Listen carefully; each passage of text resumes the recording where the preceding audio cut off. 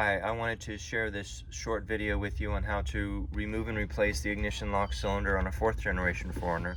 This is a 2007. The first thing you'll need to do is disconnect the battery.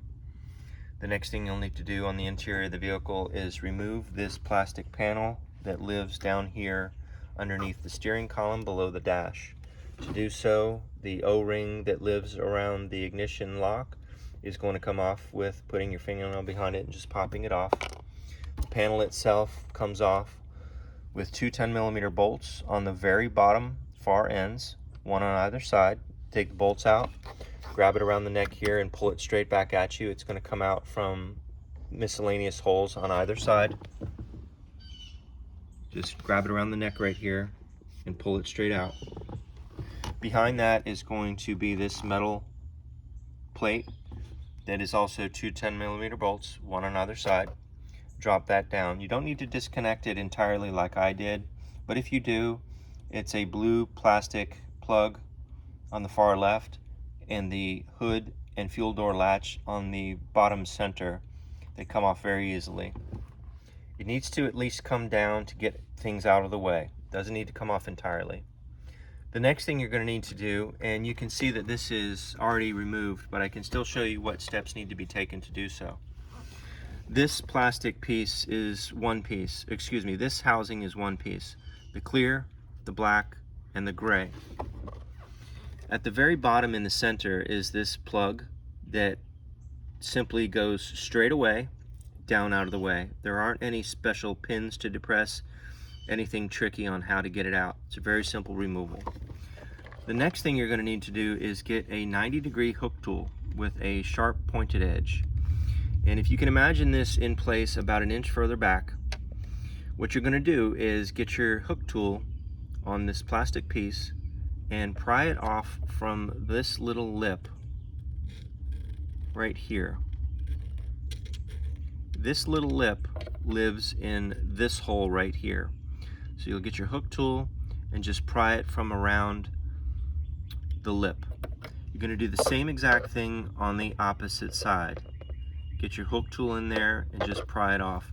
If you can't see or access that easily, you can remove this steering column cover with 3 Phillips screws, one on the bottom center and then 2 behind the steering wheel, one on either side. You'll need to spin the wheel and get that off. You can break that apart at the center. It'll come down here at the bottom and remove the top portion straight up. So once you've done that, you're going to remove that plastic piece as so. And the most important part in doing this, the most beneficial thing to learn, is where the pin is that needs to be depressed to get the cylinder itself out, which is here. You're going to need to get a different 90-degree hook tool. I recommend snapping the sharp pointed tip off of one. These are cheap $1 tools. Just take a pair of pliers and get that to be a dull flat end. The hole to access this pin is approximately 1.5 inches at the 12 o'clock position. So that tool is in the hole and it would be depressing on this pin. You'll need to put your key in the ACC position, take your tool, get it in the hole, and it's an easy press on that pin to get this entire cylinder out. So that's it. You can replace it with new. I believe the part is $300 to $400, but you will get a new key with that, and that key will probably also need to be programmed by a mechanic. This part is $300 or $400 at the Toyota dealership, and whatever the mechanic charges to program your key. The route I've chosen is I took my vehicle to a local locksmith before removing this to ask him if he could rebuild this or replace the pins within it if I brought him this part alone, and he said he could for $65. The most beneficial thing about that, besides the monetary aspect, is that I will be able to use my existing keys with this ignition lock cylinder. So I really hope that that helps you. Everything goes straight back in. Remember to put the key in the ACC position, get that pin down there. That'll click into place.